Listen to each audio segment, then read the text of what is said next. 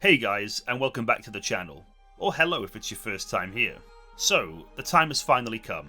I've spent a long time away from World of Warcraft. The longest I've ever been away, in fact. At the time of releasing this video, The War Within has been out for almost 8 months, and I've finally decided to bite the bullet and give it a try, courtesy of you all voting on the poll. I've been really hesitant on this because of how both Shadowlands and Dragonflight made me feel. If you're familiar with my retrospective content, then this video will be in a similar fashion. Obviously, The War Within isn't finished yet, so I'm not documenting the entire expansion, and I won't be telling the story similarly to the retrospectives that I have done. I started putting this script and video together prior to the release of Undermine, so this video doesn't really document anything about that patch, but I may cover it in a future video. The first chapter of this video is a bit of my background with the game, which I absolutely encourage you to skip over if you have no interest in that. This is just to explain my feelings with World of Warcraft in recent years, and why it took me so long to finally give The War Within a chance. There are chapters which you can view in the description if there are sections you would prefer to jump to. This video is so much longer than I expected it to be, so in the words of Chris Metzen, buckle up. Without further ado, let's get into this. I hope you will enjoy. I started World of Warcraft when it released in the EU in 2005. I was 14 years old and I'm 34 now. And regardless how some players felt throughout the years of WoW, I never truly felt my faith shaken with it until BFA. I always managed to make the best of it and have a good time. I think I'm critical, but I'm also fair. And whilst I can understand players' frustrations with WoD and BFA, I could still see beauty and good things within them. But BFA in particular is when I began to feel tested and I started questioning the direction of the game. From ham-fisted storytelling, to the grind, to broken promises, to treadmill-fashioned gameplay, losing friends along the way as they became disillusioned with Blizzard and the game, they decided to give WoW another chance, and then Blizzard dropped Shadowlands, which pretty much ended my friendship group in retail WoW. The Shadowlands video I released felt like a very public airing of private pain. I know that sounds dramatic because it's a video game, but I know I'm not alone with the damage that it caused players. I was angry, sad, confused. It was the first time I walked away from WoW thinking I may never return. I just didn't care anymore. I was so angry and felt they'd betrayed us as players with the direction they took the game. I think I'm a bit more level-headed about it now, but I still feel the aches and pains of Shadowlands. I came back for Dragonflight, but it was under very strange circumstances. I didn't have any intentions of playing Dragonflight at first, but I was going through a really difficult time emotionally with a breakup, and WoW has always been the best safety blanket and medicine out there. No matter what I've gone through in life, WoW has always been there for me, and I needed it. I bought the expansion on release, and away I went. I played it with one of my best friends, and it was okay. My head was honestly still in Shadowlands though. I just didn't feel prepared to buy into the, don't worry about anything that happened in Shadowlands, because look, it's the dragon aspects. I was pissed off. I couldn't just let this go. Shadowlands really poisoned the well for me. I don't blame Dragonflight for me not enjoying it. I blame Shadowlands. It drove all of my friends away, and it completely changed my attitude towards the story. I wanted to give myself to Dragonflight. I really did, but it just didn't feel like Warcraft to me at all. I couldn't connect with the story, and I just felt like I was going through the motions. I attempted to stay the course though. I managed to somehow blag a curve for Raszageth, and I did all of the Mythic Plus dungeons on level 20 for the portals, and then I quit. I just felt so incredibly lonely. I felt lonelier in Dragonflight than I did Warlords, and that's really saying something. So I withdrew. I came back during the Emerald Dream patch for like 2 weeks, I had a look around, and then I quit again. Unironically, I think if Dragonflight came out after Warlords, it would have probably been pretty well received, but the bar was so low, I think if they released anything after Warlords, we would have rejoiced. So finally moving into The War Within. The War Within is the first expansion I didn't pre-order, and it was the first pre-patch event I didn't take part in. And that speaks volumes. And I do blame Shadowlands for this. My barriers were obviously up for The War Within, and I wasn't prepared to get swept up in the usual hurricane of WoW is saved and WoW is back, and everything else that everybody says when the new expansion comes out. I was prepared to bide my time and see how things would unfold from afar. Of course I was curious, I just wasn't ready, and I'll always love Warcraft. Even if I'm not a regular player anymore, it has been so impactful on my life and I have no regrets with it. I was torn on what to do. So I left it up to you lovely people, and you wanted to hear my thoughts on The War Within, so here we are. Thank you for listening to this part of the video, and let's finally get into this. So just a quick but probably obvious disclaimer that there will be full spoilers ahead for the story. I think beginning with the story and the tone of the expansion is the best place to start. After all, this is Blizzard really looking to make waves with a story-driven experience, and honestly, it's the biggest draw for me by far with the expansion. You may know that I'm a Final Fantasy XIV player too, so having witnessed the Hydaelyn Zodiac saga in that game, and now seeing Blizzard having a stab at their own, it's really exciting. I always found it quite jarring how the pace and direction would just completely switch up with expansions sometimes.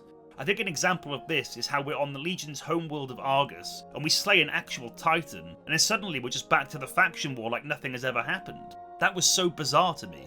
I much prefer the idea of having storylines that are woven together a lot more deeply and deliberately, and to see how the War Within will follow into Midnight is going to be really cool. I've always been an advocate for new players being able to understand the story and have a grasp on things.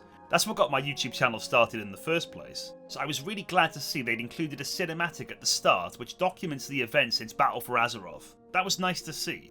It obviously doesn't do it justice, and it can't equate to actually playing the expansions and having that story experience for yourself, but it's better than nothing.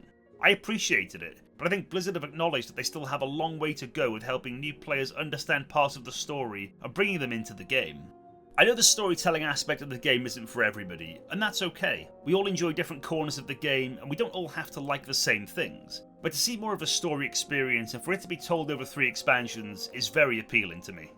I have to say straight off the bat, the War Within feels like Warcraft. It just does. I instantly connected with it way more than I did with Dragonflight. In Dragonflight, there was a lot of criticism with it coming across too much for children or like a Disney film, and I suppose there's a bit of that exists in the War Within too. Particularly the kobolds. They seem similar to the Niffin from Zaralek Caverns, and I found that stuff a bit cringe personally. I know that they're just trying to have a bit of fun, and maybe players find it cute and stuff, it just isn't really for me. There were some cinematics and noise with the War Within that I simply couldn't avoid because it was just everywhere, like the destruction of Dalaran and sacrifice of Khadgar. I loved the idea of teleporting Dalaran again, but knowing this time we wouldn't have it as a hub. The destruction of Dalaran was really emotional, and as a long-term player, it did hit hard. The reveal of Xal'atath was good, and the length of the cinematics generally speaking has been great. They actually feel like they have weight and substance, rather than just a vague, meaningless dialogue in a 10 or 15 second cinematic. One quick criticism I have to say regarding Dalaran though, is that it felt a bit ridiculous to me that we had actual Burning Legion ships surrounding Dalaran back in Legion, but it was a bunch of invading spiders that broke the camel's back and sent the city into pandemonium. That just felt a bit weird to me. It's a bit nitpicky, I know, but it just made me laugh. I was surprised at how much voice acting and cutscenes that were involved with the War Within. They certainly exceeded my expectations. I knew it would be a story experience, but it was pleasant to see them so frequently. I can imagine there must be frustration for players who don't care about the narrative and are constantly pressing escape on their keyboard, but I very much enjoy it. I would describe the War Within as a slow burner, but it's important to remember this is only the first part of the saga. This is a story and a continent that is crafted intentionally and with purpose. I think some players probably won't like to hear this because it goes against everything classic and air quotes the old game stands for, but the story is the heartbeat of the game now, and if you are interested in trying the War Within, I do think it's important to try and follow along with it. You'll have a much better experience if you do, because it's clear to see this is where the bulk of the legwork is in this expansion. Everything flows through it. Obviously you don't have to if it's not your thing, but I do think it's worth giving a chance, and I think it will enrich your experience. I can't pretend that the narrative isn't emotionally charged. It is, but it's good, and honestly I think it's needed. I think we all want to feel something, whether it's TV, film, music, a video game, whatever. It's all designed to move us, and I think the War Within does a pretty good job at that. It's not as cringe as Dragonflight with all these conversations of teamwork and coming together as a family and blah blah blah, but there are some really important and heartfelt moments in this game. And there is 100% a place for this in Warcraft. It's necessary. You need stakes, you need emotion. It's what drives and motivates characters, and we want to see that payoff. I do think it's important that a balance is maintained though. I think too much of this stuff is jarring, and that's obviously what happened in Dragonflight. I was impressed with Khaz'algar. I had done my best to stay away from most things relating to the game, and that definitely contributed to my enjoyment of them. I was approaching this expansion far different to any other I'd played before. I was determined to see everything and do every quest available. Any other expansion, I would have probably bust out the energy drinks and pulled an all-nighter until I hit max level, but I'm just not that person anymore. We'll go in order of the zones, so we'll start with the Isle of Dawn. Arriving on the Isle of Dawn and hearing a very somber Dalaran theme play while sitting in debris everywhere was devastating. We did a really good job with this. It was emotional, it was heartfelt, and it was a hell of a way to start the expansion. This zone itself is stunning. It was the perfect introduction. I loved everything about it. The music felt like a medley of Broken Sword, Final Fantasy and Lord of the Rings. This zone just feels like it belongs in the Warcraft universe. I got really invested in the character Baelgrim, so of course, he bloody died, didn't he? At least he went out with a bang. I thought he was great. You may have heard about this one questline featuring a character called Korgran. This was masterfully written, and the first time World of Warcraft has actually made me cry. This questline hits immensely close to home for me. If you're thinking of trying the War Within, please pay attention to this questline. It's really great work, and I promise you won't regret it. The Ringing Deeps probably serves as the least most enjoyable zone for me, but maybe that's just because the other zones were so good rather than the Ringing Deeps being so bad. The Ringing Deeps just felt very similar to the Xal'atath caverns from Dragonflight, with the kobolds replacing the Niffen. I enjoyed the storylines, and I liked the use of the goblins in the area. I think Gundogaz is a really cool little hub too, and I love the music that plays there. I love the music that plays in this zone generally, but it's difficult to say more on it. I feel like I'm really selling this place short because I didn't dislike it by any means. It just wasn't very memorable to me. What can I really say about Hallowfall? It is head and shoulders the best zone in the War Within. I thought Hallowfall was immense. I think Mereldar is brilliant. Do you ever just idle somewhere in WoW and do other things while listening to the music? That's me with Mereldar now. I love this place. Watching Beledar shift is very cool to witness too. This place is so beautiful, it's easy to forget it's underground.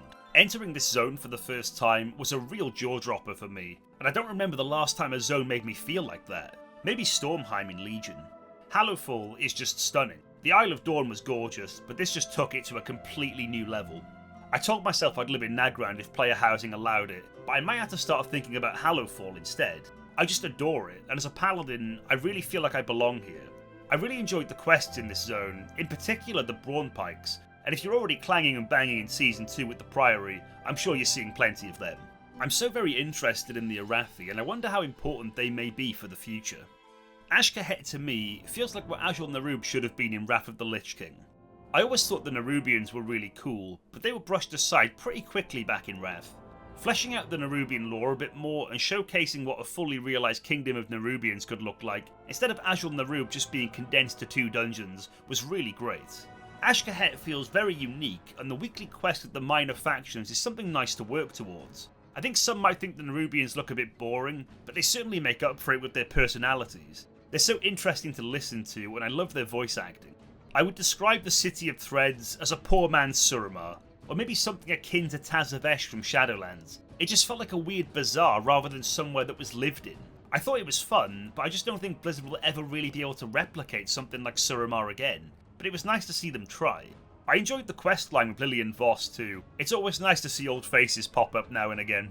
My only real issue with Ashkahet is that it has the same music on loop, which honestly is coma-inducing after hearing it for the 7th or 8th time. The fact it plays in the dungeons and the raid too, it's just inescapable. It's great music, and you do really feel a sense of danger, but it does grow quite tiresome fast. Ashkahet serves as a great final zone. It feels big even with dragon riding, and the story does a great job at illustrating why we're here and what we're coming to do. They did a good job. When I think about all the zones as a whole, I like how they all offer something different. With Isle of Dawn, you have the Theatre Trope event. This is an hourly event and takes approximately 10 minutes or so to complete. The event will task players with setting up and performing in a play while earning audience approval.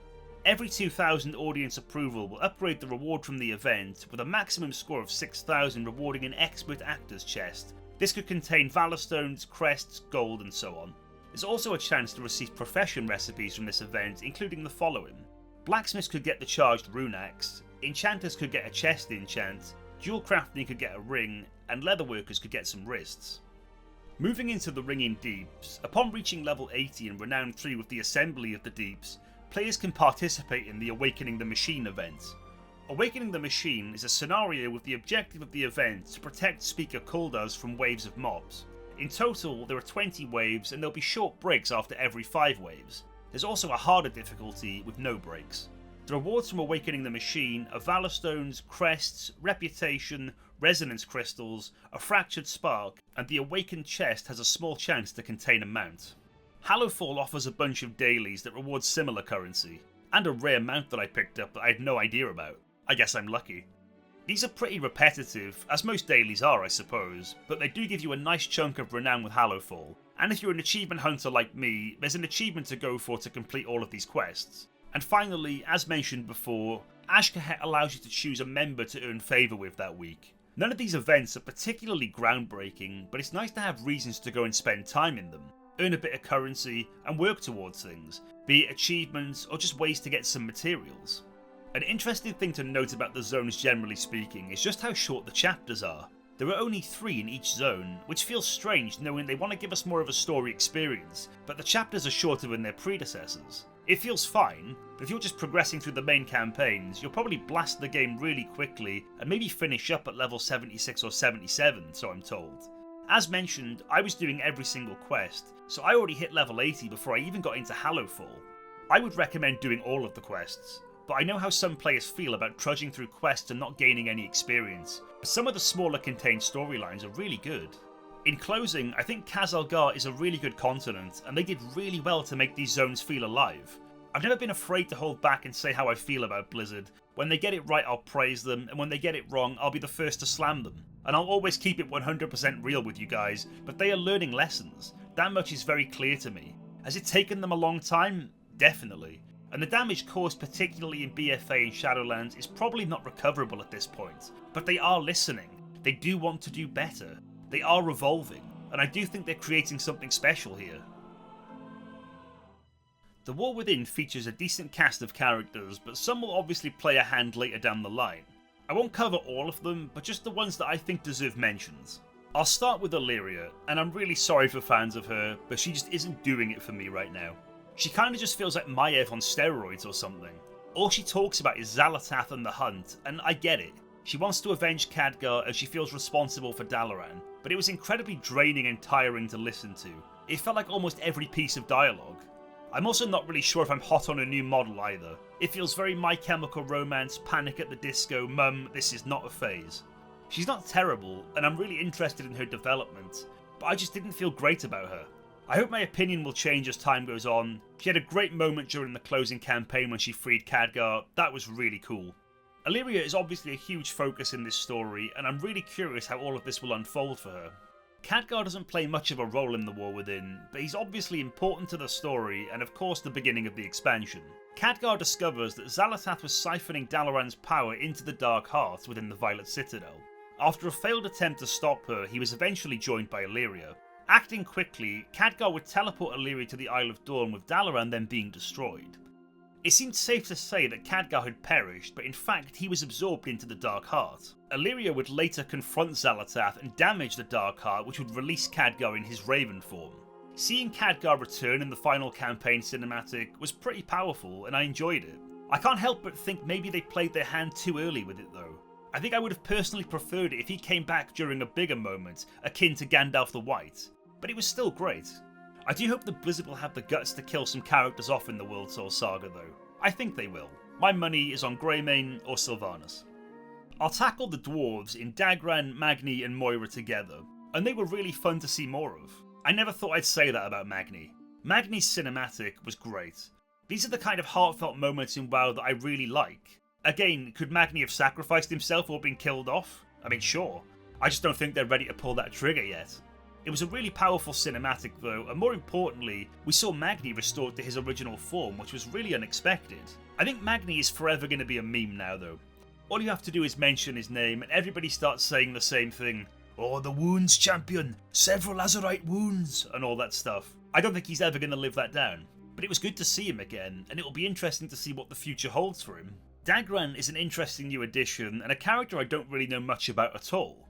He feels very unique. He has the personality of a 20-year-old, yet somehow manages to look like a 60-year-old at the same time. I think he's endearing, and it'll be fun to see him grow within the story. Dwarves are without a doubt one of the coolest races, and whilst Dagran may not look as cool as the likes of Muradin and such, I think it's nice that the race is having a bit of light shined on them. It's also nice to see someone who's more focused on using their mind than their muscles, a bit like Tyrion Lannister or something. Moira was a bit of a dark horse for me. I did not expect to enjoy her as much as I did, and I think her and Dagran are pretty much the future of the Dwarves and Ironforge. These are characters that will likely still be significant 10 years from now if WoW can go that distance, which I'm sure it will. The stay a while and listen moments with Moira and Magni are really good, as you get more backstory and understanding as to why Moira has the issues she does with Magni. I have to talk about Thrall, and I'm sorry to say it, but Thrall is sadly probably the biggest loser in the War Within, and honestly he has been for a while now. In my last video, which you can click somewhere on the screen if you're interested, I talked about how he's been irrelevant for such a long time, and he's simply just part of the furniture at this point. It's quite staggering how Blizzard approach both Thrall and Jaina. They seem to be both everywhere and nowhere all at once, constantly with us but never really doing anything, overplayed and underused. When was the last time Thrall did something seriously cool? It's been years. He has a nice moment with the Storm Riders, but besides that, it's just business as usual for the former war chief. He's just plodding along. I really hope Metzen has plans for him down the line. All I want for Thrall is one big moment in the sun, and then I'm happy for him to step aside. Ferrin surprised me a lot.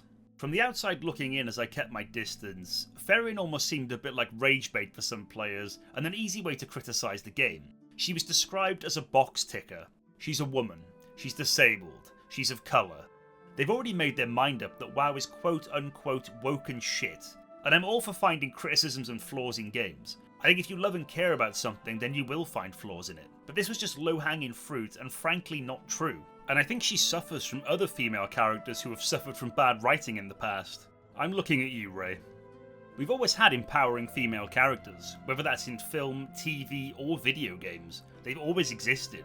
I think back to playing as characters like Tifa Lockhart or Lara Croft, or Samus from Metroid. Anyway, getting into Ferrin, she surprised me. I expected her to be this bold, fierce, reckless commander after seeing her in the trailers, but she's wholesome and optimistic, which I do prefer, and it was necessary to drive the Anduin arc forward. I like how hopeful she is, and I really enjoyed her cutscenes and conversations with Anduin. She was instrumental in bringing him back. Ferrin is one of the more compelling characters in the War Within, at least for me. Learning about her and the Arathi was really cool. Something a bit annoying for me, although I knew this anyway, there seems to be some sort of bug in the game where sometimes her name is Ferrin and sometimes her name is Ferrin Lothar, and there has been zero explanation or reveal to this. It happened to me a few times when I was doing the campaign, and then eventually she was revealed as Ferrin Lothar, but her name would still sometimes revert. It's not really a critique of her character, just something I noticed when doing the story. My hope for Ferrin is that she's a character that can continue to grow with the game and not fizzle out after one expansion. If I was going to criticise anything of Ferrin, it would probably be the voice acting, which is a shame because I thought the voice acting had been tremendous up until this point. It just felt that she was constantly in a state of serenity, even when our backs were up against the wall. I can only really compare the voice acting to Alexstrasza in Dragonflight. It doesn't necessarily spoil Ferrin as a character for me, but it was just a bit weird to listen to in parts. And finally, Anduin, of course. And I'm a big fan of Anduin. I always have been. I think growing up with the character and remembering him as the young boy in Stormwind Keep and seeing where he's at today, we've been through a lot together. We've seen him come such a long way, and from his absence in Dragonflight to the War Within reveal, I was interested to see how Blizzard would handle him.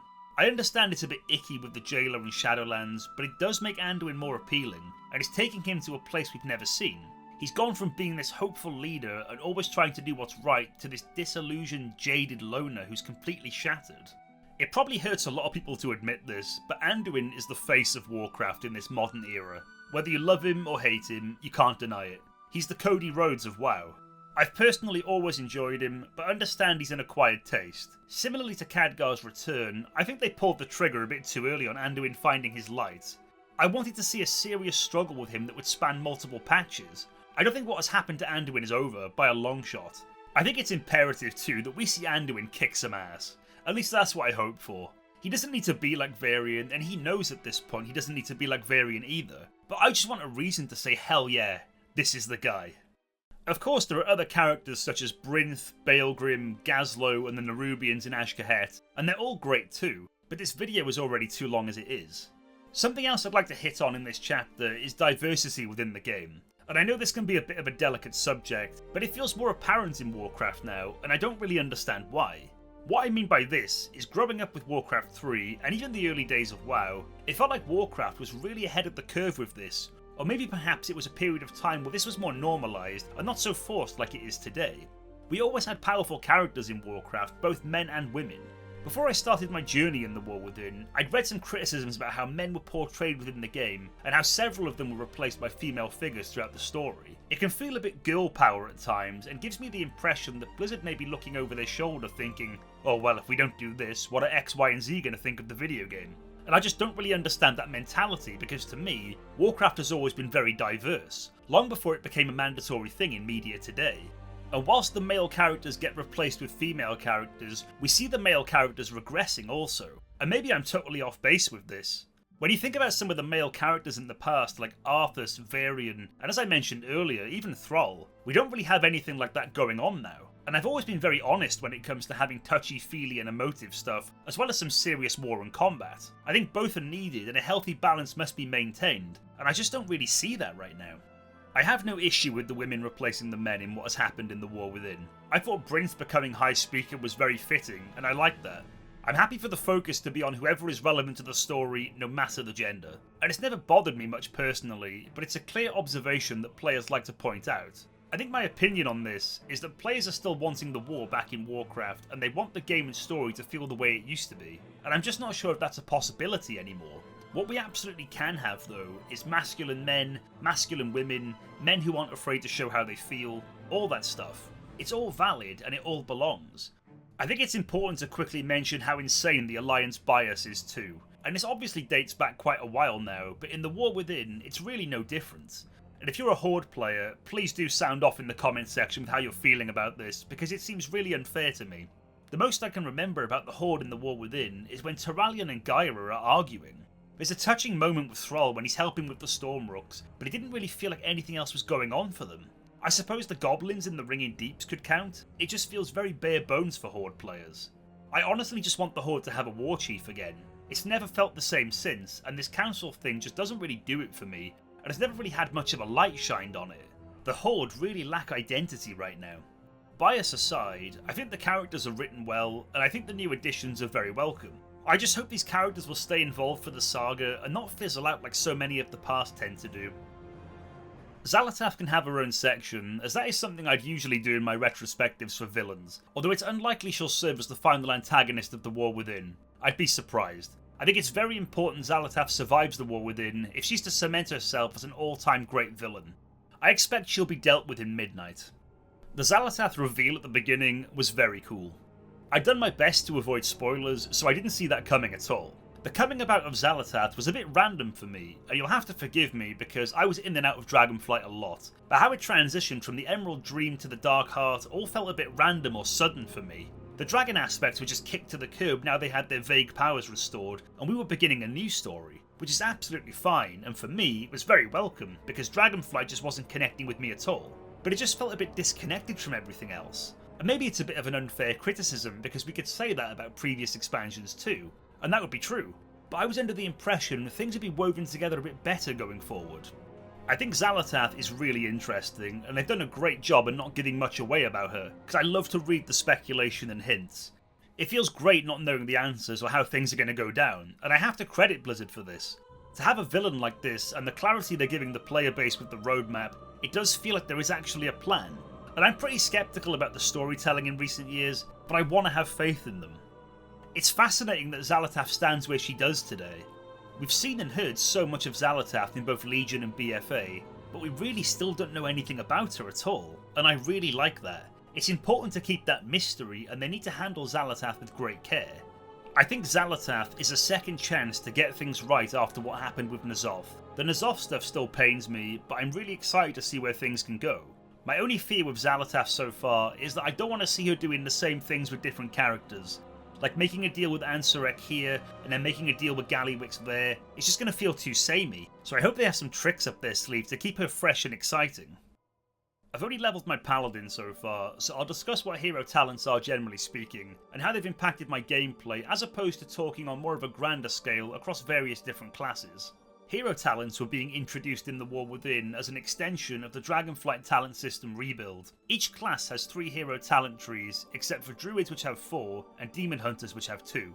Each one is shared by 2 specializations, so for me as a Holy Paladin, my choices were Lightsmith or Herald of the Sun. You unlock your first hero talent at 71 and gain a new one every level until you hit level 80. I find them underwhelming. I wasn't sure what to expect, but as I was leveling and unlocking the talents, it just kind of felt a bit Azerite powery to me. Don't get me wrong, the big blaster ability you have as a Rep Paladin with Templar feels satisfying as hell to use. I just don't really like gameplay where it feels like things are happening and I don't really have control over it. You could have loads of buffs and procs going off and it just doesn't really enhance your gameplay or experience. You just feel like you're going through the motions a bit, and that's how I felt a lot with BFA. So in Season 1, I was playing with the Lightsmith build as a Holy Paladin, and it doesn't exactly change the way I play dramatically or anything. I just find myself throwing out these holy armaments, and most of the other stuff that's happening is just RNG or out of my control. I'm sure other specs and classes are a lot better, and maybe Holy Paladin just isn't the best example right now, as the spec feels completely lost and it's been lacking direction for quite a while. I think I'd rather see more stuff on identity. I think gameplay is good, and I think gameplay was good in Dragonflight too. They have that down, but it cannot be overstated just how important class fantasy and identity is. It would be nice if we could see more visual identity with the hero talents. I'd even be open to the idea of quest lines for patch content. I just don't think I was ever really okay with how much they spoiled us in Legion with the Order Halls, and then we never really got anything close to that since. You can argue Covenant if you like, but they didn't exactly hit the same, not to mention the restrictions around them. I feel in Shadowlands, Blizzard traded class fantasy for the Covenants, whereas in Legion with the Order Halls, I really felt like a paladin. I hope we can get those feelings back again.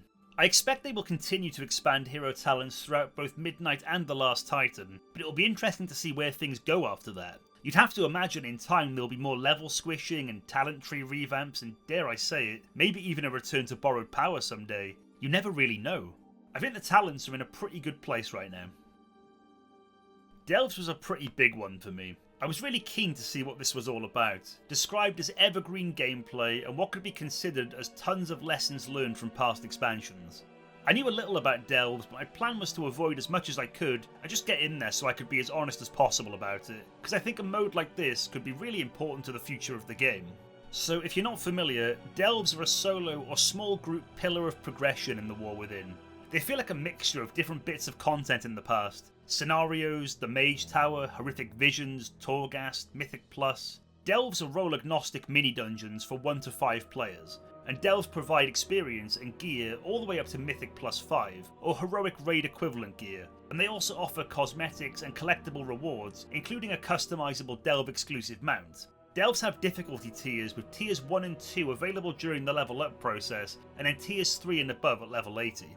You're introduced to Delves pretty early in after starting the Isle of Dawn, and I would describe my experience with them as okay.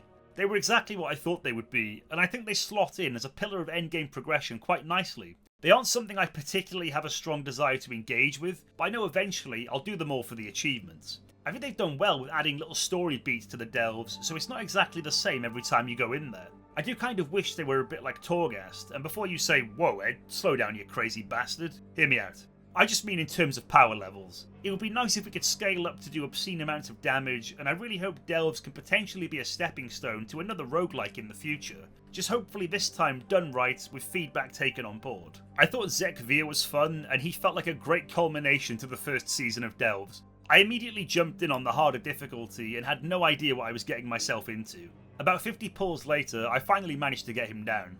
This felt very similar to the Mage Tower and was a fun experience, and I'm looking forward to future encounters. This encounter really showcased just how pathetic Bran is though, as he was constantly dead, and you can't even take the time to res him because there's just so much going on, so you just have to bide your time until he comes back. I think more challenging solo content like this would be really welcome. It's very clear that the best thing about Delves is that there's no pressure with them. You can go in on your own time, and more importantly, you get to take your time and explore. You can hunt the achievements and look for the treasures and just genuinely relax and take a breath, and you don't often get to do that in WoW, so it's very refreshing.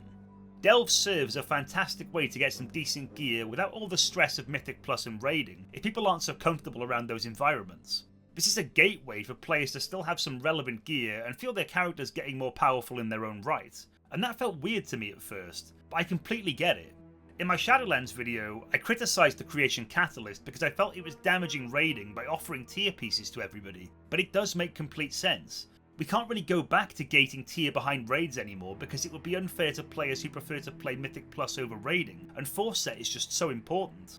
I suppose easy criticisms with Delves is that they're just far too similar as it stands, and I think just having Bran as the only companion is really disappointing. I would have preferred it if they went in the direction of having different characters involved, like how Final Fantasy XIV have done their variant dungeons. There's a point in the story where you're in Ashkahet with Gazlo, and you're then tasked to enter the delve, and that just seemed like the perfect opportunity to have Gazlo as the follower for that delve. But you go in, and it's Bran again.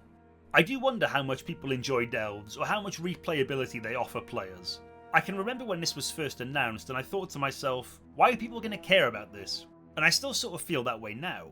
Delves aren't bad by any means, but I feel most people are playing for gear, so they're probably just raiding or running keys. I feel okay with delves, but I think they'll likely only cater to a small audience, and that sadly makes me think Blizzard might eventually axe it. There's a reason why Blizzard tied things like legendaries to Torghast in Shadowlands, because they knew it would force players to engage with it. I don't want that for delves. I want delves preserved for the players who really like it, and those who don't will just do what they enjoy. Of course, it's early days with delves, so I'm happy to let it cook for now. I do hope they become a lot more versatile though, and we can see Blizzard experiment and take some risks with them. I don't think delves necessarily have to remain in this format. I think they could take them anywhere, in any direction they wanted to, and they absolutely should, just so we have more variety. So I did some of the dungeons with the follower system when I was leveling, as I wanted to see how that was progressing, and honestly, for the most part, it's pretty good. The Dawnbreaker is a bit iffy with navigation and so on, but the follower dungeons seem pretty solid for anybody who wants to have that kind of experience. It's a shame that you could only do normal dungeons with them though. I didn't feel like I was really learning anything or seeing mechanics, but it's a great way to explore dungeons at your own pace. This video is only documenting Season 1, so I'll be discussing the War Within dungeons in the Mythic Plus pool. We'll start with the Dawnbreaker, and I think this dungeon is great. I think it's probably the most ambitious dungeon they've ever created. It feels like a successor to the Nokhud Offensive in Dragonflight. Having the freedom to fly around, it's cool. I like that. I initially did this on the follower dungeon and got completely owned by the first boss because I didn't know you had to fly away during that big explosion and wasn't prompted. That wasn't very nice. But playing this dungeon on keys is pretty great. I really like dungeons that have a bit of variety and freedom. You're jumping ships, you're traversing through the city, and for me, it just ticked all of the boxes. It was exciting. It feels that Mythic Plus has really hindered dungeons in terms of exploration now, and the experiences are often a lot more linear, so this was a breath of fresh air. Even though everybody likely always goes the same route, it's nice to have options. A dungeon like this, of course, comes with its issues. When you're coming here as a tank for the first time, and it's not exactly the most intuitive dungeon. The ship jumping mechanics are a bit iffy, and if you suffer with motion sickness, it could be pretty horrible. Also, as I mentioned, it wasn't exactly telegraphed well to get on your mount. That's not something you really expect to see in the middle of a boss fight. Similarly with traversing the city during the second phase of the dungeon, if you're not familiar with the dungeon very well, then it's pretty easy to get lost, and the density of the mobs is high. Factor in Mythic Plus to that, you might end up wasting a lot of time. Personally, I loved the Dawnbreaker and was really impressed. But I think it's important to be fair, and whilst I can praise it, we have to recognise its faults. The Stone Vault is pretty solid, and it gave me some real Ironforge vibes. I really like the music in this dungeon, even if it is just the music from the Ringing Deeps. You can do some pretty crazy pulls in this place, and I think all of the bosses are enjoyable. I really like the last boss that features in this dungeon, although it always felt like he was aiming the frontal at me. I was lucky enough to obtain the mount from this place the first time I ran it on Mythic Plus. I didn't even know a mount existed in here, so that was a nice little bonus. I felt this was one of the dungeons where I really needed to lock in with healing, as it was quite bursty at times, and that did seem to be a recurring theme of Season 1. I liked Arakara, but the last boss haunts my dreams. It was always an absolute nightmare for me. I'm not sure if this was just Holy Paladin problems, or maybe I'm showing my age and I'm just not that good anymore. But I found this boss quite overwhelming to heal. And it seems no matter what group I'm in, no matter what level key, someone's always failing the pull-in mechanic and getting owned. The rest of the dungeon is pretty fun though. I like the little gauntlet with the mini-bosses at the start, and the place does really well at evoking memories of Old Kingdom and Azul Nerub. It did really well to remind me how far the game has come since those similar themed dungeons in Wrath. I like the atmosphere and the layout of the place, but the bosses weren't exactly fabulous. Outside of the last boss, I felt the other two were pretty bland and there wasn't really much going on with them. City of Threads was always a very anxiety-inducing experience for me, and I think that's because I never got a chance to properly learn it and jumped straight in the deep end with some higher keys. City of Threads feels similar to Court of Stars back in Legion, but just less fun. I think with the formula of Mythic Plus now, people aren't really interested in going around and doing the chores and the jobs. I think this kind of stuff is fun, and I talk about it in my Shadowlands video regarding Tazavesh with gaining access into the club, but I just don't think this is something that should be happening in Mythic Plus, as it's really jarring. It's fun when it's a novelty. When you're doing this kind of stuff for the 7th or 8th time, you're probably getting a bit fed up now. But that is the nature of the beast with Mythic Plus. It's repetitive. This is my least favourite dungeon. I didn't get on with any of the bosses in this place. I found the first boss so stressful when it came to dispels and players just not standing still. The third boss was somewhat challenging with the healing absorbs, but there wasn't really anything that stood out for me here. These kind of dungeons are usually my thing, but it just wasn't resonating with me this time. I want to shout out Grimbatol quickly, because coming back to that dungeon was such a trip for me. I was never on the classic Cataclysm train or anything like that, so coming back here and remembering it all from the boss fights, albeit some have changed a little bit, to the music, was just great. It gets me really excited to see what else Blizzard can do with older dungeons down the line. The thought of a Northrend revamp in The Last Titan really gets me thinking about some Wrath dungeons potentially entering the Mythic Plus pool. And we can call this lazy design, but WoW is just so big now, and if we can make older content relevant again, then I'm all for that. Nobody can look me in the eye and say they'd rather run the same Mythic Plus dungeons for 2 years. This iteration of different dungeons every season was a real masterstroke by Blizzard. I think Season 1's dungeons were fine, but they didn't exactly set the world on fire for me. Besides the Dawnbreaker, I really do think that dungeon was exceptional. I've been running the other dungeons in Season 2, and if this video is received well, then I'll be open to covering that. Before ending this chapter, I just want to give some thoughts on Mythic Plus generally, because I'm not so sure where I stand with it anymore. I've been out of the game for quite a while now, and it's changed a lot since I used to play it regularly.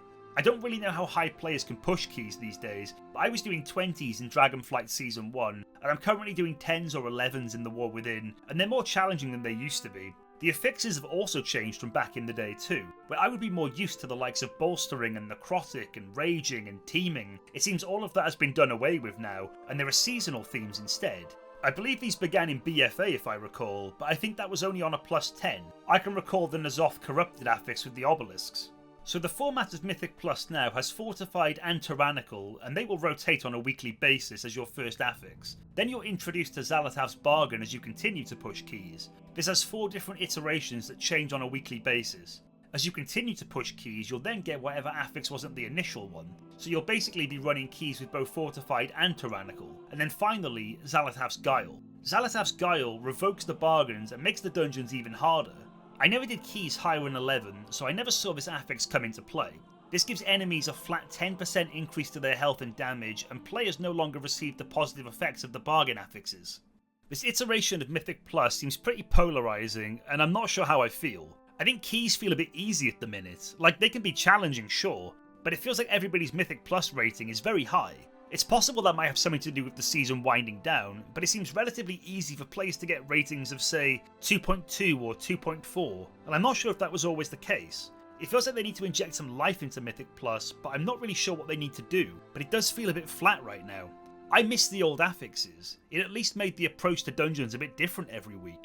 Keys to me seem pretty lackluster before a 7, and then a bit pointless after a 10, unless you're doing it for IO score, or you just fancy a challenge, and it feels even more bare bones because then they remove the Xal'atath affix, so now you're just running Fortified and Tyrannical, which have been staples of Mythic Plus since its inception.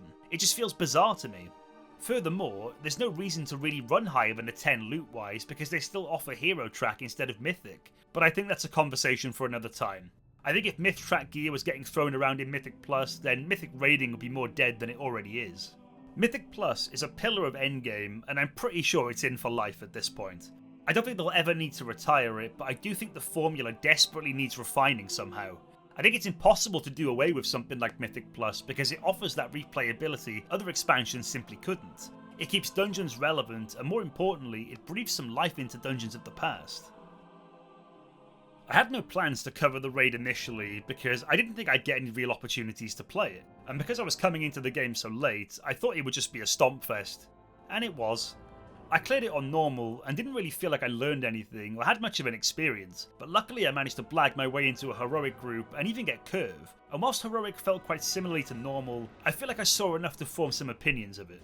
This place gave me some Castle Nathria vibes, but more in the sense of learning more about Ansarek in Ashkahet and then diving straight in to deal with her. I think they did well with the environment for this raid. I would like raids to feel more like an adventure and a crusade than just visiting room after room and slaying whatever it is in there. It just feels a bit hollow, so Nerub-ar Palace did great to switch that up. The first boss crashes the platform and you fall into the pit with the black blood, and then have this gauntlet where you have to dodge the waves. I enjoy the little things like that. Moving into the bosses, I think it's a bit of a mixed bag. Some fights are good, and others fell a bit short, which I do chalk down to just getting into the raid a little too late. I don't really have anything great to say about the first 2 bosses at all. Maybe you guys will have something positive to say in the comments, but there wasn't really anything going on there for me. They honestly felt a bit like looking for raid bosses, no real personality, and just a bit boring mechanically. I liked how Rashanan was a recurring boss from the Dawnbreaker. It's always fun when they do stuff like that. A pretty average boss, and not really much different from the dungeon to be honest, but I wanted to give him a mention as I liked that they used him again. He also has a little cameo in Arakara too. I didn't enjoy Brood Twister one bit, especially pugging it. It was just absolute chaos. Seeing all those eggs just reminded me of my brief time in Dragonflight with Broodkeeper, just pure bad vibes. Maybe if I was in a more structured environment, it wouldn't have been so bad. But when you have people running around like headless chickens in pugs, I suppose I'm just asking for it really, aren't I? This fight just didn't do it for me at all. Kaiveza was a very cool boss. It was amusing watching people place down the portals and then you all stand in the middle of the room getting ping-ponged around together. It's so hectic when you have to dodge everything too. This is probably the best fight in here. I can't speak for it on Mythic, but I heard it was amazing. The Silken Court was fun, and it might be my favourite fight in the raid. It just feels like there's so much going on. I really like one of the web mechanics, which basically forces you to move to the safe spot after a period of time. I definitely felt my time in Final Fantasy XIV paying off with those kind of dance mechanics. It could be a bit annoying if the people assigned to the webs messed up, or the healers cleansed too early, but I thought this fight was enjoyable and a nice setup for the finale. Ansarek is a good fight. I thoroughly enjoyed it, although I can't say it was a good time trying to pug it. I had some really bad luck, and some people just repeatedly failing with the pop-in responsibility, and then groups fall apart. You know how it goes. I did actually get quite lucky, and managed to get into a group that was hosted by Woot To Do, as he was helping viewers get Curve on his stream, so big shout out to him. He specifically recruits players who don't have Curve and guides players through it, and I imagine he's probably doing the same for Gallywix right now, so do check him out if that's something that interests you. I'll leave a link to his channel in the description. The boss wasn't very challenging to me, but I'm coming in at the end of the season, so it makes complete sense. Everybody's geared to the teeth, and as long as you have people who can do the popping responsibility, you're probably golden. I pugged it a few times, and it feels like so much rests on phase 1 with the popping. Groups have little patience, and if you can't get that right, you'll watch them fall apart as quickly as they form. It was very difficult to pug.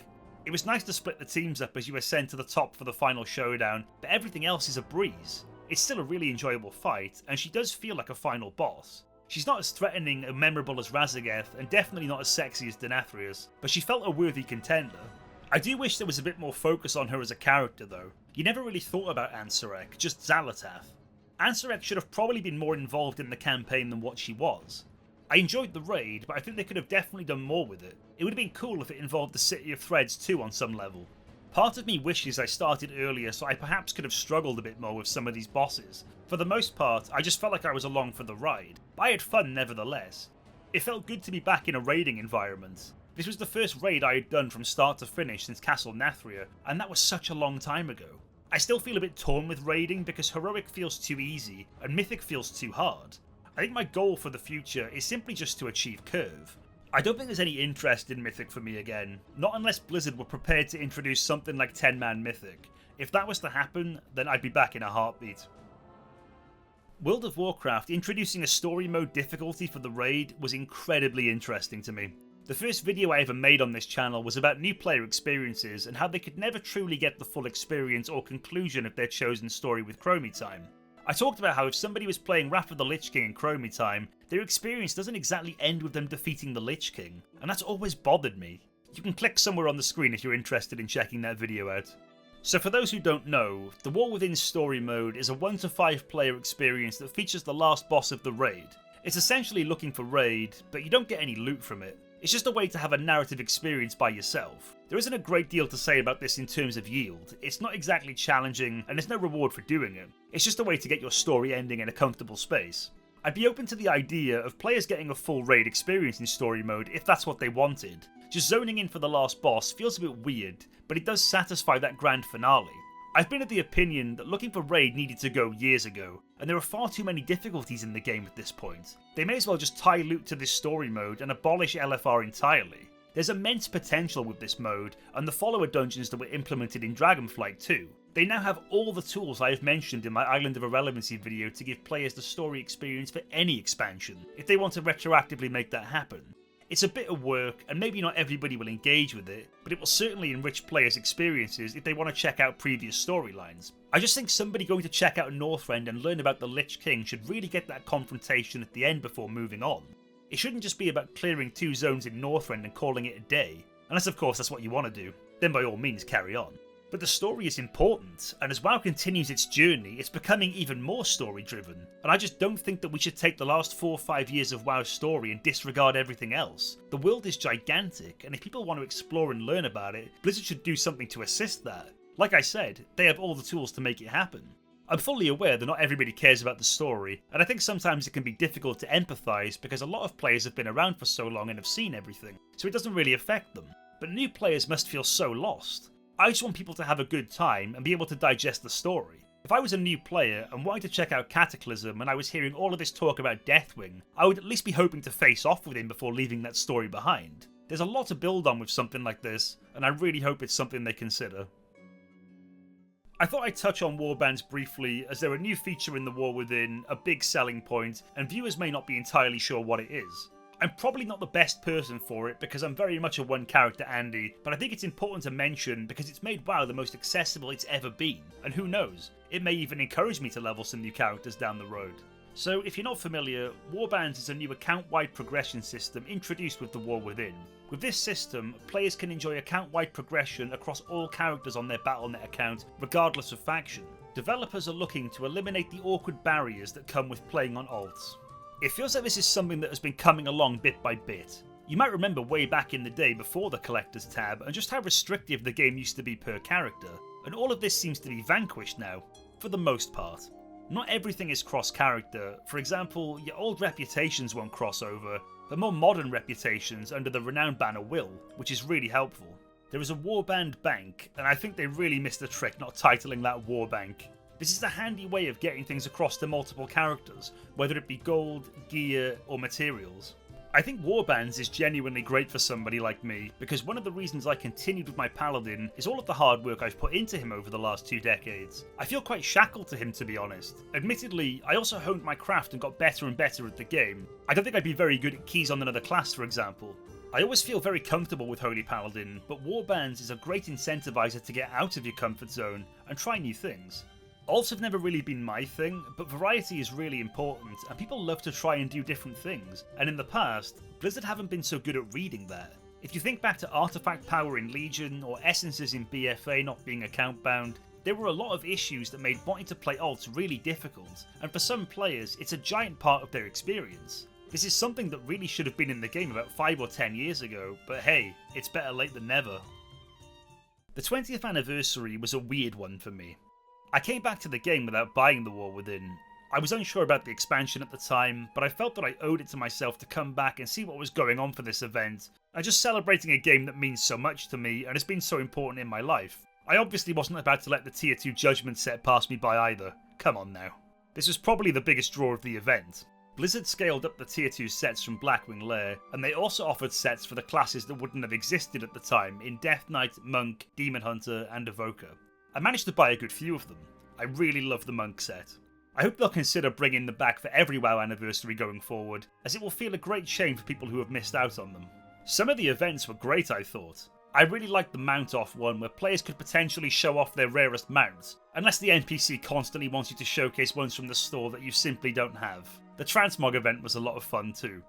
There was also an event called Storyteller with Lord Walker Cho. I think this was a great opportunity for them to discuss so much of the lore in WoW, but sadly there was only 3 scenarios. These events were simple, but fun, and I think these are the type of events we should absolutely be seeing in the Darkmoon Fair too. They seem tailor-made to exist there. The Darkmoon Fair is probably something that needs a new coat of paint entirely, and these little events could be a good start for something like that. Some world bosses of the past would also be returning too, in the likes of the Dragons of Nightmare, Doomwalker, Kazakh, Shar of Anger and so on. Korak's Revenge also made a return as the PvP anniversary event. This is a battleground in a modified version of Altrak Valley, where players summon bosses and complete quests. Completing the quest for this would award players with a mount based on their faction, the Stormpike Battle Ram for the Alliance and the Frostwolf Snarler for the Horde. Additionally, there was classic time walking, which featured dungeons like Diamore, and the classic Dead Mines featuring good old Mr. Smite and Edwin Van Cleef, and also a Blackrock Depths raid too. The Blackrock Depths raid was 10 to 15 players and featured 8 bosses and 5 mini-bosses. I sadly couldn't do this on normal or heroic because I didn't have the War Within at the time, so I was relegated to the raid finder, but at least I could still check it out. I liked how the gear was all scaled up similarly to time walking. You'd get rewarded with these loot boxes that sadly you couldn't open unless you were level 80, so you can imagine the trip I went on when I finally hit level 80 and had about 20 boxes to open. I hit level 80 before I finished the Ringing Deeps and was able to turn the gear from the boxes into tier pieces, so I was running around with Forset before I'd even finished the campaign, which felt so weird. Finally, there was the Chromie's Codex event, which was revisiting the Gates of Anchorage. This was an outdoor event where players are accompanied by Chromie as she uses a codex to help players revisit the past. This was a 10 to 20 player scenario and was queuable via the group finder. There were 3 different types of invasion: Scourge, Legion, and Karaji. The final bosses of the scenario would be Tichondrius, Osirian, or Kel'Thuzad. This wasn't a great event, to be honest. I didn't particularly have any fun whilst doing it. It just felt like everybody is whizzing around trying to get it done so they can just get the currency. It wasn't particularly engaging or exciting, but I did appreciate them trying to do things with the old world. I'd like to think some people might look back on this event overall with some fondness, but a lot of people were upset that this was basically counting as the first patch towards the War Within, and it went on for quite a while. And then immediately after this event, players were met with the Siren Isle patch, which isn't talked about in the best light. So let's get into that. I didn't spend a great deal of time in Dragonflight, but Siren Isle reminded me of the Forbidden Reach a bit, although I think the Forbidden Reach had more to offer with the vaults and so on. The easiest way to describe this zone and content is just filler, plain and simple. Just something to keep players ticking over until undermined. I guess the problem with Siren Isle is that you could essentially complete it in an hour or 2, at least that was the case for me. Maybe it was different on launch, but I managed to get through everything pretty quickly. The draw with Siren Isle is that it's based around a ring which you can upgrade a bunch of times and insert these gems into 3 sockets, which makes it pretty strong. It felt quite similar to the Mechagon Punch card in BFA if you remember that, just with less quirks. I think Siren Isle drew some criticism as I believe it was unused BFA content. I think it was supposed to be an island expedition map, which checks out given the size of the zone. I think Siren Isle is fine. It's probably decent for gear and alts, and I think people who are really interested in the story and lore would have a nice time exploring this place and seeing all of the little hints and references. But I think the average player probably just upgraded the ring and never ever went back. This is definitely the type of zone that I would gravitate towards, with killing the rares and doing the achievements and collecting and that kind of stuff, but it does feel a bit underwhelming. Any content is better than no content though. I can understand the frustrations that players may have with the War Within, when you get a long patch like the 20th anniversary and then Siren Isle to follow it up. I think I'd be a bit miffed too if I was playing on launch and had received these since. But because everything is still so new and fresh to me, it's difficult for me to have any real complaints about it, but I can totally see why players felt hard done by and were very bored. I don't think there's much else I can really say about this zone. It was fun to run around for a while, but it got stale fast, and as mentioned, I think it was just designed to tide players over. I'm not really sure how to conclude this video. I will say the game absolutely feels like Warcraft again thematically, but it's very clear to see that WoW has changed a lot over the years, and I think at this point it has reached its apex, and that is becoming more like an ARPG than an MMORPG. And I don't necessarily think that's a bad thing, it's just different. It feels a lot more grindy and repetitive in terms of gear, Mythic Plus and so on, but it offers replayability that expansions in the past simply couldn't, so it's a bit of a double-edged sword in that respect. Ultimately, you just do what you want to do. Nobody is forcing the repetition on you, but it's obvious that's how you get better gear, so it's likely that you're going to do it. What I can say is the game absolutely respects your time, and that is something WoW hasn't done for a long, long time. If you want to do keys, do keys. If you want to raid log, raid log. It's hard to find a sweet spot where there's either too much to do or not enough, but I think the War Within is doing pretty well in this respect. I don't know if I'll ever say I'm truly back with WoW. I've said in a few other of my videos that I don't think I'll ever raid regularly again, and I feel pretty sure about that. And it's weird because that was always the biggest draw with WoW for me. I just think that part of my life with the game is over with now, because I know I'll never be casual with it. It's just not who I am. I'm either 100% in or not at all, and I think I prefer the latter at this stage. That being said, I think I'll absolutely continue to play the game casually and adopt a new playstyle that suits my life. I'm here for the story. That's the experience I want out of World of Warcraft now. I'm 34, and I'm just not prepared to dedicate the time that I used to back in the day, and I know I don't need to do that to enjoy the game to its fullest anymore. As for people who are thinking about returning, I understand that trust is hard-earned and it's easily lost, and Blizzard have lost the trust of a lot of players. My advice for anyone who's thinking of returning and giving the War Within a try is, try and remember why you loved this game and universe in the first place. Forget about gear, parsing, Mythic Plus and everything else. Do your best to forget about Shadowlands and give this game an honest try. Go on an adventure. That's what I did. Don't research anything, just go in, pay attention, and enjoy the story and go on the journey. I feel pretty confident that you'll like it. If you can, absolutely play it with friends, because I think that's the hardest thing for me right now. I don't have any friends who play retail, and that really hinders my experience. I think I would definitely play more WoW if I had people to play it with. So if you're thinking of giving this a try, maybe see if some friends will come along with you for the ride and see what the game has to offer. Don't get me wrong, the game is great for solo players too, but WoW is just so much better with friends. So what are your thoughts? Do you think you'll give the War Within a try? Maybe you're already playing it, or perhaps Classic WoW is where you prefer to play these days. As always, let me know your thoughts in the comment section below. Thank you so much for watching this video, especially if you sat through the whole thing. If you enjoyed this video, please consider liking and subscribing, and I'll see you in the next one.